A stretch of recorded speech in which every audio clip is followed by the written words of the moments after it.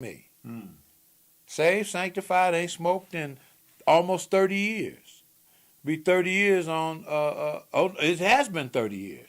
It was 30 years, January 23rd. I hadn't smoked a cigarette. But I can smell a cigarette now and it still smells good to me. My flesh still remembers, and I have to tell my flesh, no, we're not going to do that.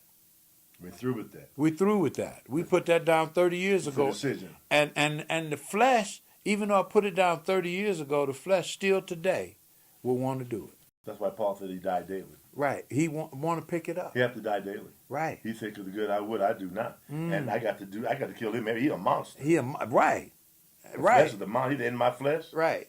Life no good thing. No good thing. He's a monster. Right. And that's why I say what I said, that the things that we perpetrate on each other now, many of the things we perpetrate on each other now, not knowing our history, not knowing where we came from, not knowing who we are, we've picked up these learned behaviors and we begin to perpetrate them on one another. Why? Because society has caused us to live in certain areas and redlined us, kept us in certain financial brackets and circumstances because of a lack of knowledge.